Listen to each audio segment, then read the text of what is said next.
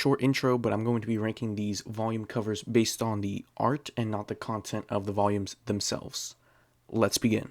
Volume 1 of Komi Can't Communicate is very solid, nothing special in particular. It doesn't really convey much, more just that it's a high school setting, but overall it's not bad. And for that I'm gonna have to give it a solid B tier. Moving on to Volume 2, I wasn't actually able to find a full image of this for some reason. I'm sure there was one out there, but I just couldn't find it. Overall, it's also very solid, like number 1, but there's just nothing too impressive about any of these covers just yet. We're only on Volume 2, so it's gonna have to get another solid B tier. Moving on to Volume 3.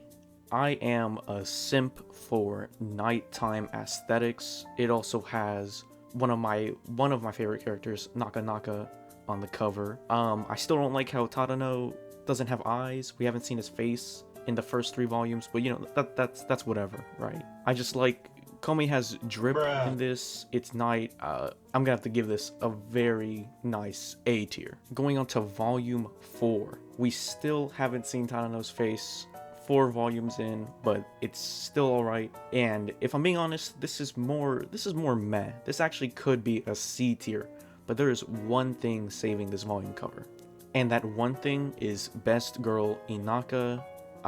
That's not up for debate.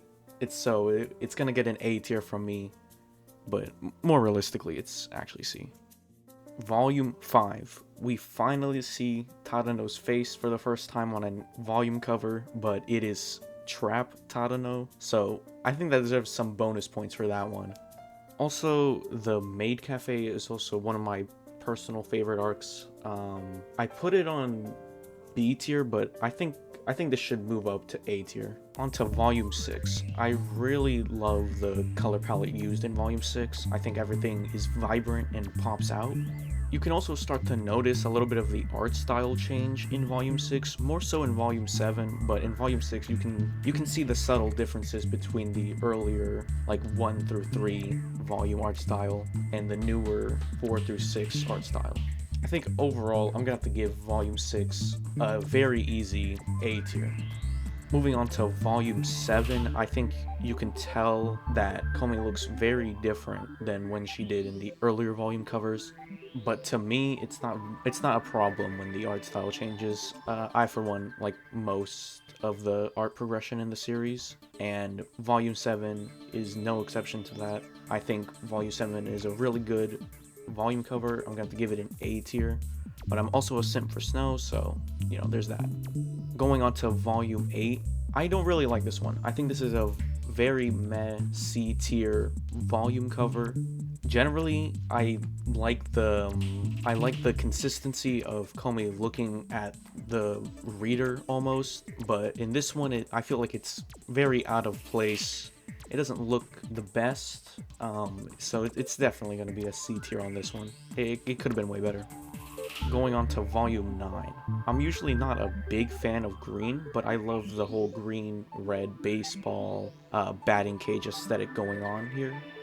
That was a really good chapter, and I think the overall framing of this volume cover is very good. You also have Yame trying to get a peek at Komi on the bottom there, like usual, so that gets a plus in my book. I'm gonna have to give Volume 9 a very nice A tier. Moving on to Volume 10, we actually have the, maybe spoiler, but Mangabi, who makes the love triangle for future volumes. But this is just her first appearance, and I think this volume is just solid. A little too much Komi soul for my taste, but overall very solid B tier. On to Volume 11 and our first S tier. Again, I'm a simp for the nighttime aesthetic. I love the camping aesthetic as well. I think everyone has drip this time. I think this is the only times we see Tadano's dad's face, because even in the chapters it wasn't shown. I know I'm only judging the art and not the content of the volume, but this is also one of my favorite just volumes overall. So like I said, very good volume cover and our first S tier.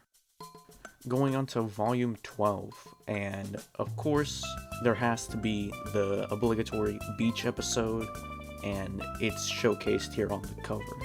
No horny on main, but there's some nice melons in the cover as well. It's gonna have to get a very solid A tier from me. Moving on to volume 13. I only have a very small image for this for some reason, but that doesn't take away from the cover itself.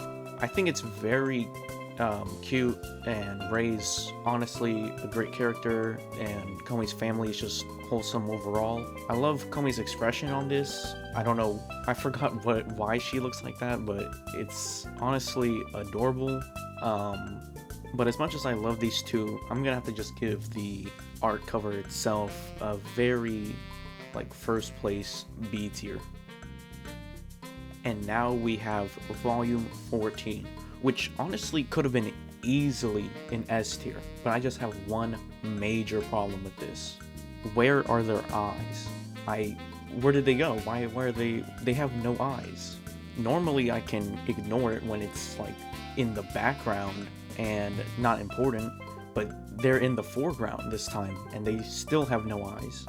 So if they had eyes, this would be an A tier, but it's gonna have to go down to a C tier. Okay, it's kind of creeping me out. Let's move on. And we're on volume 15, and I just got done complaining about no eyes, but I just realized looking at volume 14 and 15 that Tadano needs to share. His eyes are massive, and I don't know how I never realized. I also don't know what is happening on the volume cover. I might need to reread this, because why is Bagi crying? I genuinely don't know. So, I mean, despite me not remembering the plot, volume 15 is going to get a nice B tier. Moving on to volume 16. This is just beautiful. I'm gonna have to give this an S tier. I don't know what it is about it. I just think the spring vibe is very nice here. On volume 17, we got back-to-back S tier. I'm giving this an S tier, less for the art itself, but more for how iconic this is. This is also the first time Komi isn't looking towards the camera, but instead is looking towards Bagi instead. Now from 2 S tiers, we go down to volume 18, which realistically it's an A tier, maybe B tier, but now I didn't have a problem with this until someone pointed it out, but her left leg is bending at a 90-degree angle. What is that? Like how? How does that happen? Easy D tier. Moving on to second to last, volume 19. It's basically the autumn equivalent of volume 16. I wouldn't be mad if this was an S tier, but personally, I think this deserves A tier, right? It's not the best, but it's definitely good. And finally, the most recent volume to come out so far is volume 20. Now, there's a reason why this is an S tier, but I'm just going to let you look at it for 1 second to see if you know why. Okay, I'm gonna address it. We all see it. It's the main focus of this volume cover. That is a thick crab. What is that, a spider crab? I mean, it's a pretty good drawing, I'll admit. That's my reasoning for why it's an S tier. Let me know what you thought.